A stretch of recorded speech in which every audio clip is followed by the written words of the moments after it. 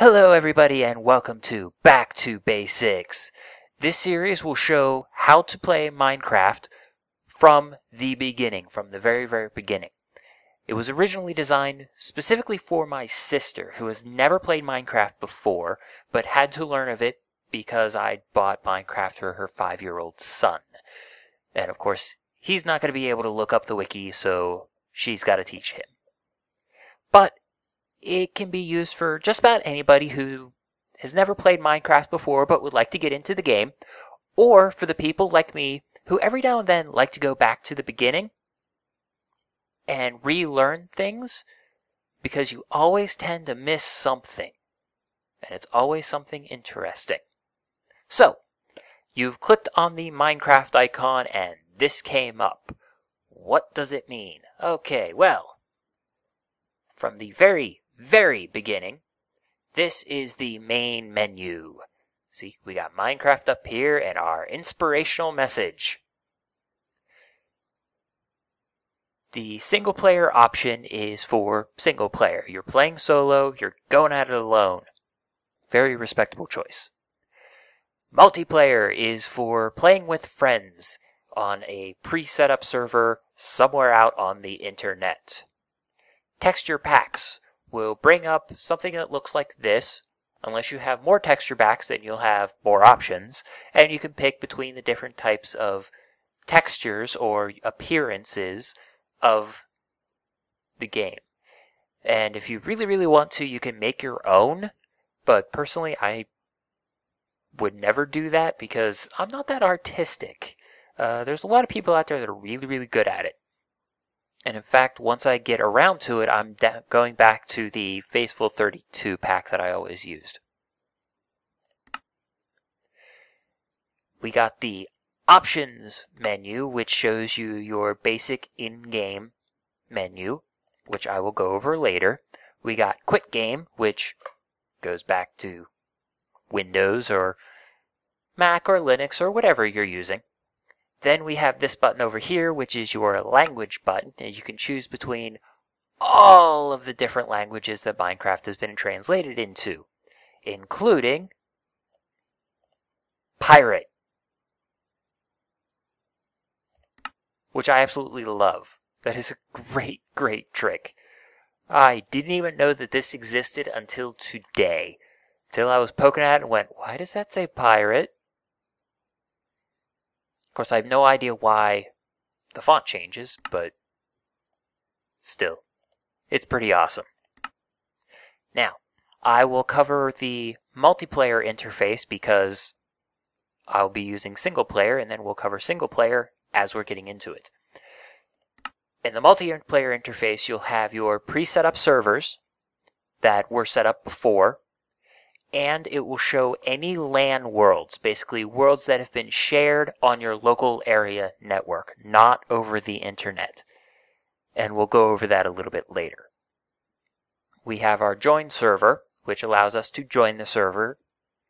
We have a direct connect, which basically just a quick connect. You type in the server address and you hit join and that's it. It doesn't save it. It's just quick connect. We got an add server, which gives us our basic options, the server name, and you type in whatever you want the server name to be, and then the server address, which is either its DNS name or IP address, port number, if the port is different. But if you're looking online and you see a server that you want to connect to, it will give the address exactly as it should be typed in, usually IP address, port number. And then we have edit, and we can see previously set up server settings. Like mine is just Chrono server, which I just typed in myself, and then local host, which actually points to this very PC where I'm hosting my server. Delete lets me delete the pre-set up servers. Refresh will actually refresh the server list, and it will rescan your servers. So like right now it's saying I have 0 of 8 connected in and 35 millisecond ping, which is the response time. Lower is better. If I hit refresh, it will recheck the servers. And now I have a 7 millisecond ping, which is more like what I would expect considering it's local host. And then we have cancel, which sends you back to the beginning. Now, what we're going to go over today is single player. And we have a bunch of different options. We have the worlds pre-set up, if you've created them. If this is the first time you've ever played on this computer, these will be blank. There will be nothing here. Now we have our play selected world, which you select the world and you hit play and it will take you back into the world you created. We have rename, which will let you rename the world. We have delete, which will let you delete the world you just created, which I just did that because I was doing a test before and I don't need that world anymore. We have a create new world, and we have cancel, which obviously will take you back to the main menu. So if we click on create new world, we get our basic options. So we have our world name, and this is where the B2B, I can't type today, but B2B, back to basics. Our game mode, we have 3 options. We have survival, we have hardcore, and we have creative. Survival mode, search for resources, crafting, gain levels, health, and hunger. Basically, you're thrown into the middle of the world with nothing. And to get things, to make things, you have to go find the base components. And you have to fight off death and hunger and all kinds of fun stuff. It's a great game. Hardcore mode is just like survival, locked at the hardest, and you only have 1 life. And that means when you die, your options are delete world. And that's it. You do not have a respawn option whatsoever. Creative mode is what we'll be playing in today because it's the simplest. And it's pretty much what it says here. Unlimited resource, free flying. You can actually fly. And you can destroy blocks instantly. Basically, it's for creative people. It's for the people who just want to go in and build. They don't want to survive. They just want to build. Now, under more world options, we have the seed key. And basically, you can type in just about anything into here, and it will create the world based on what you type in. So if you type something in, and it creates a world that you really, really like, you can tell somebody else that's something, and it will create the exact same world if they type in the exact same seed. So,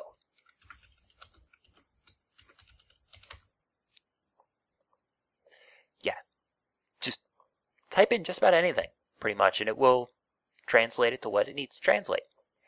Generate structures. Now that's like the temples and villages and stuff. And I always leave that on because Minecraft without the villages just isn't really the same anymore. I've gotten far too used to it. The allow cheats.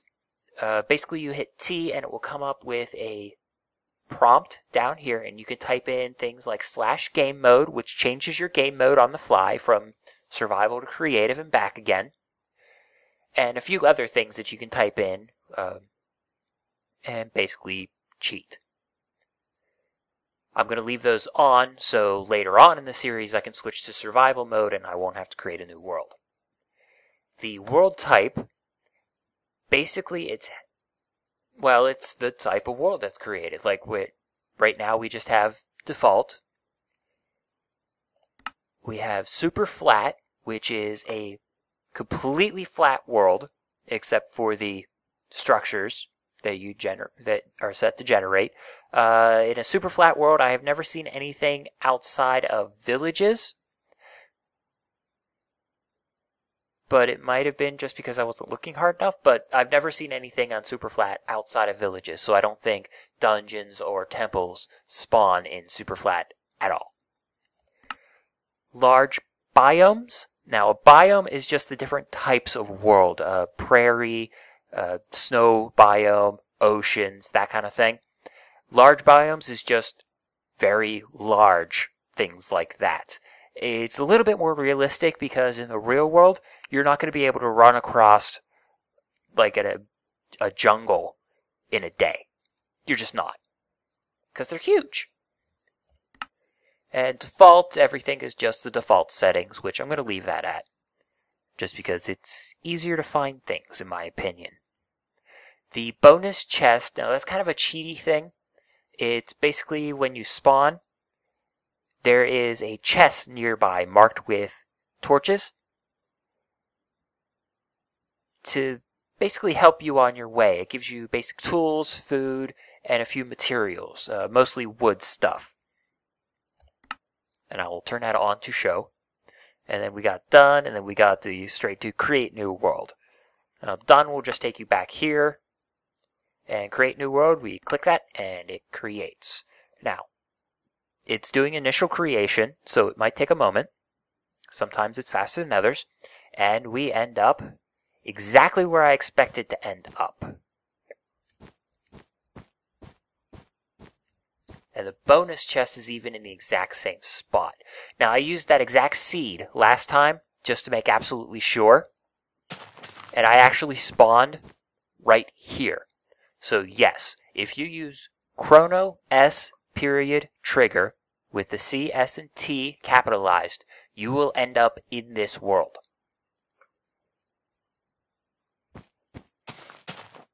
Now this is the bonus chest. And we can see we have a few neat little things. And it's the exact same stuff as last time too, with the stone tools. So apparently the seed affects what's in your bonus chest as well. So that's something to keep in mind.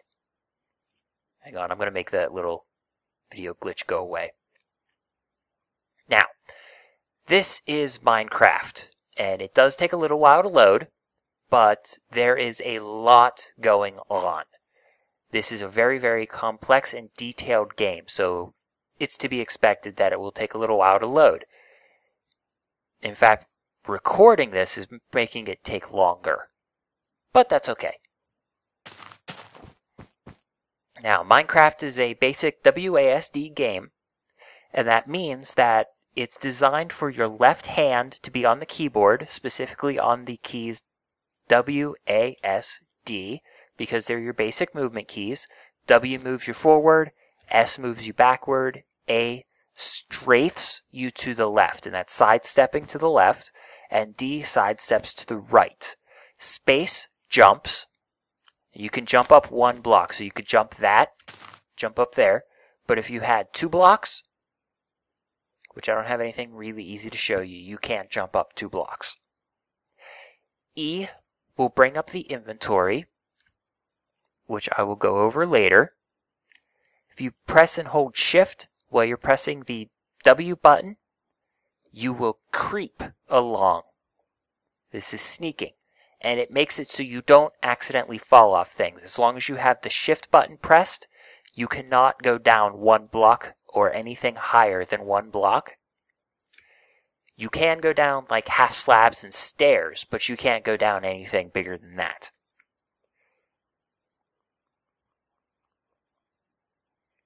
If you double tap the W key, you'll run, so you go a little bit faster. T will bring you up your command prompt like I told you about earlier, and this is where you can type in your commands like game mode 1 is creative, so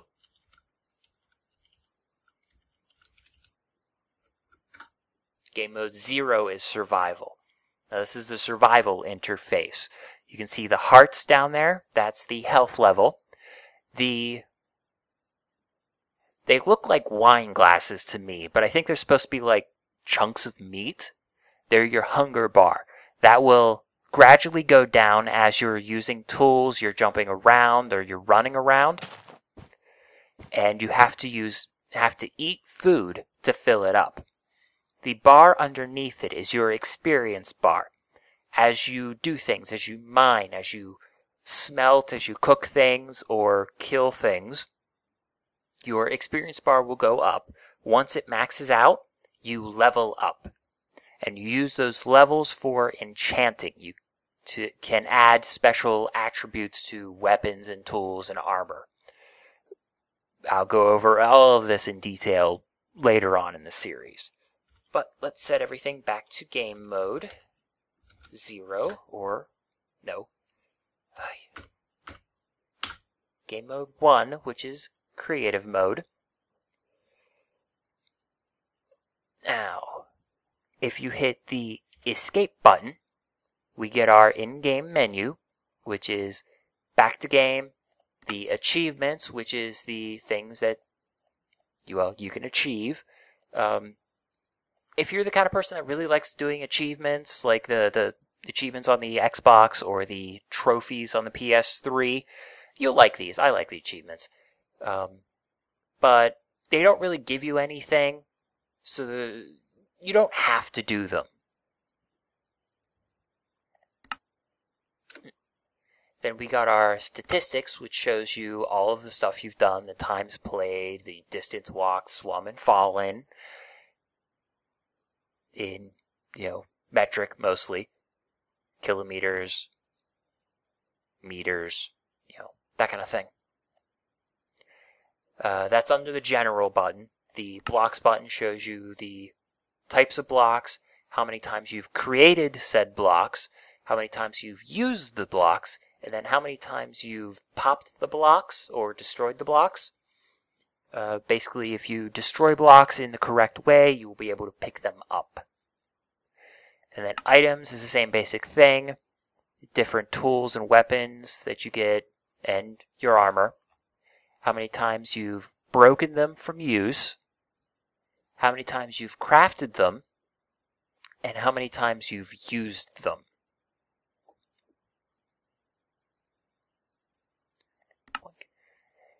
The options is the main options, your audio levels, your music on or off. I usually record with the music off, but it's quite relaxing, so if you're playing like normal, I do recommend having the music on. This is your sound level. This is like the cows mooing, the chickens clucking, you walking, and clicking on things. If it's obviously too loud, you can turn it down. That turns it off. This is invert mouse. Now, as you can see, I am looking around and I'm using the mouse to do that. I take the mouse up, it makes the guy look up. I take the mouse down, it makes the guy look down. Left, right, that kind of thing. That is set up here.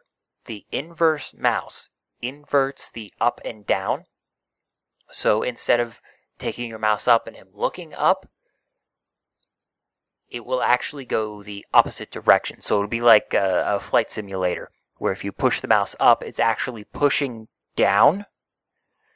So if you push the mouse up, he'll look down. I know, I'll probably be made fun of because I don't have invert mouse on, but I never play first-person shooters that way. I only play flight simulators that way. This is just what I'm used to. It's how I play it. Mouse sensitivity is how far your actions will go. So if you crank up your mouse sensitivity, you just have to move your mouse a little tiny bit and he'll look around a lot. But if you turn it way, way, way down, you can move your mouse a lot and he barely moves at all. I'm moving the mouse probably a good foot, and it's only doing that. Whereas when it was up nearer to 200%, I was moving it like a half an inch, and he was going the entire way around. Let's turn that back up to 100, because that's what I'm used to. The FOV is field of view. That is what you see from here to here. Now, if we crank up the field of view, we can see that he's seeing more and more and more. And basically, it's like peripheral vision.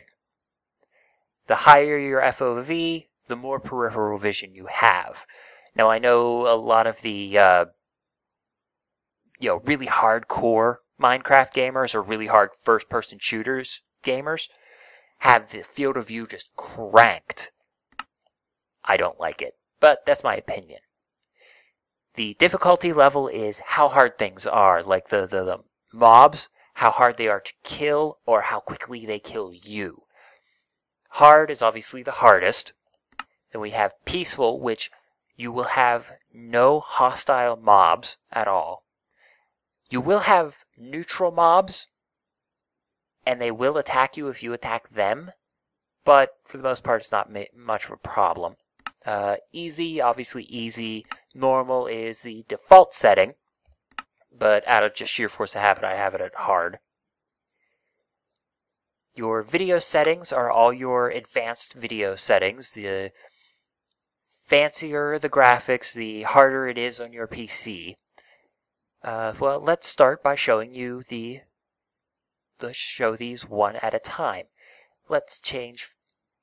The graphics are fancy right now, and we can see through the leaves like over here.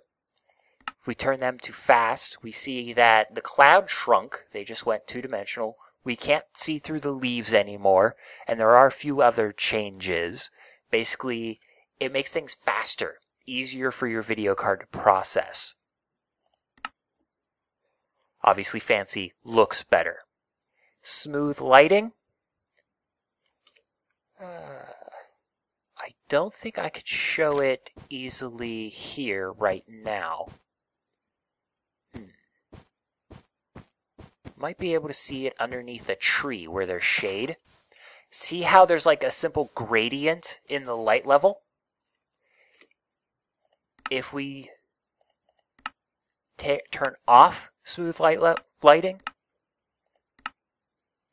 we can see how it's a noticeable change from block to block, the different light levels. This is also easier on your video card. So if you have a lower end video card, you might want to think about turning some of these settings off or at least down. 3D anaglyph. Anaglyph? I don't know how to pronounce it. But think the glasses that have the red on one side, blue on the other to make you see 3D. That's what that is. If we turn that on, we can see, there's red there. I personally can't see the blue, but that might just be, oh, there we go. That'll show you the blue. I thought it was just because I was colorblind, but no. But yeah, that if you have the red-blue glasses, you can use this, and it's like 3D without the fancy hardware and expensive glasses. I don't have them. I need to buy a set. And you can buy them online. They have like really cool ones. They have like clip-on ones for people with glasses too. I love it. GUI scale. The GUI, or Graphical User Interface, I'm old school so I call it GUI, is the size of your buttons and your text. So if we crank that down to small, you can barely see it. Normal, large, or auto. I leave it at auto because, why would I have it tiny? There's really no point. The brightness. Now the way they do brightness in this game is really, really cool. It doesn't affect all brightness. It just affects low levels of light. So if you're in a dark cave and you can't see anything, you crank this up to bright and you'll be able to see better in the cave. But if you come out into the daylight, into the sun, it won't be like solid white. It only affects lower levels of light, which is really cool. Moody looks better because you can see shadows and stuff like that, but it's easier to see bright. In fact, I'm going to leave it at bright because it's easier for YouTube. Particles. Now, I will go up here because this is the closest particles. Okay. You see the smoke coming off the torches and the flames as well? If let's set that to minimal, we can see that they're gone completely. The light that the torches emits is still there, but the particles that makes it fancy go away. Now this is also useful for when it rains. If you turn your particles down to minimal, you won't hear the rain. And that's really useful because the rain can get really, really annoying. But let's turn them back up. Now this is different levels, obviously, of the particles. All of them is all of them. Decrease, there are less of them. Minimal is off. Of course, minimal is easiest on the video card. Particles, or all, is better looking. The render distance. Now, see how far out I'm seeing blocks there? Not that far out, not as far as one would expect from a first-person shooter, but considering how much is going on in this game, I think it's quite impressive that it's going that far. You can get mods and add-ons and stuff to make it go farther, but as of right now, I'm getting 17 frames per second, and I don't want to crank it up any higher. But you can change that. You can turn it down. So now we can see that it's much closer. And then if we crank it down even farther, short and then tiny, well, we can't even see where the end of it is because of the neat fog effect. It looks like it's just really, really foggy. But of course, it's significantly faster for your video card. It actually doubled my frame rate. Still kind of jumpy. I'm going to have to fiddle with those settings. But crank them up to far. It looks better. Performance, well, power saver. It's for saving power.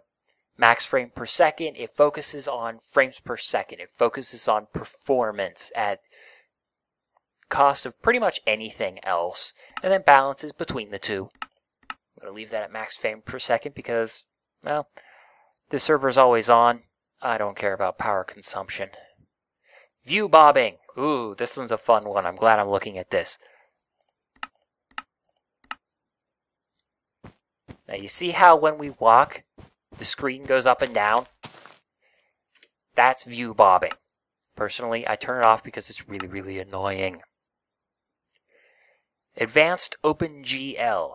Now, I'm not 100% sure about the details of this, but I'm fairly sure it actually offloads part of the processing onto the video card, or at least onto the Opengl language, which, if you have a video card that can support it, it should make things load better. Correct me if I'm wrong on that. Please correct me if I'm wrong on that in the comments. I'm probably wrong, but between on and off, I can't see a difference. The clouds are those blocky clouds up there. You can turn them off.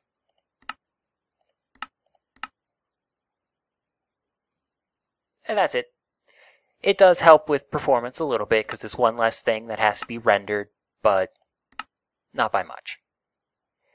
Server textures.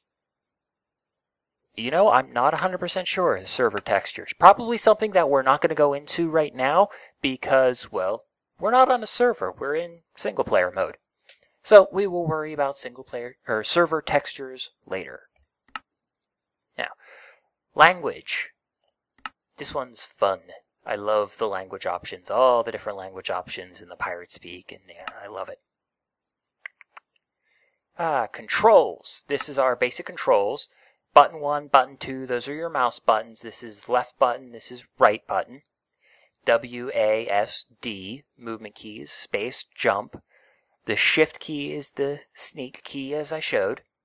Q. If you're holding an item, holding an object in your hand, you can hit Q and it will throw the object in front of you. So if you want to just get something out of your inventory, you can just hit Q and it'll drop it. Or if you're on a server and you want to give somebody something, you can hit Q and it will throw it at them. E is your inventory. T is your chat window. Tab shows the list of players. So if you press and hold tab, you will see a list of what players you're playing with on. We won't see it because I'm in single player mode and I don't have anybody else to join a LAN game. Button 3, that's your middle button. and slash is command. I don't know what the difference between T and slash is. As far as I know, they do the same exact thing. Chat settings. Now, this is all for your chat window, and this is mostly for servers and stuff. You can change what shows up in your chat window. This shows everything. This shows only the commands and nobody else. So like if somebody's like chatting up a storm, you can set it to commands only and only see your commands, or you can straight up hide it. This is good for people who are recording video or for people who are playing on the server and they just don't want to listen to the spam, which happens. It's the internet.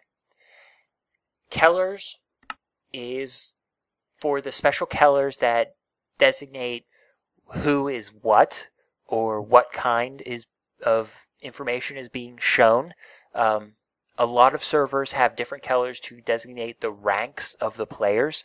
Administrators are one keller, moderators are another, builders are a third keller, and so on and so forth.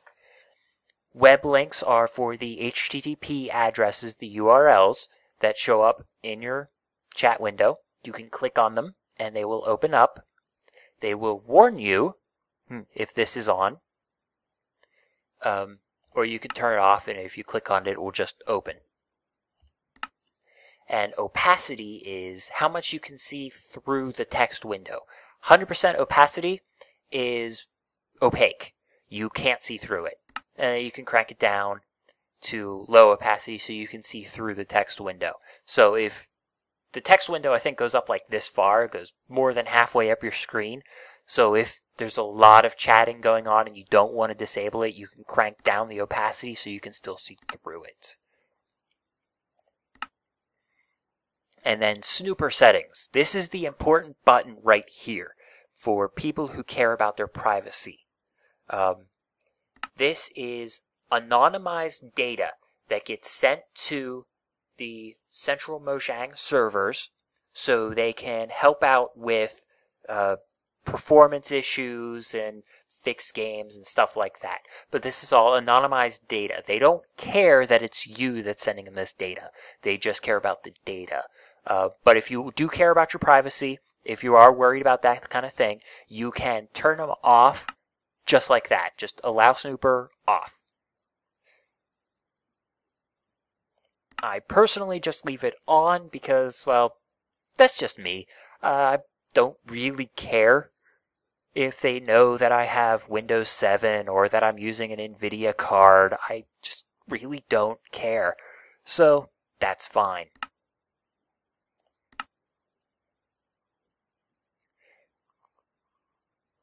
The Open to LAN button is what I was describing earlier when we were under the multiplayer button.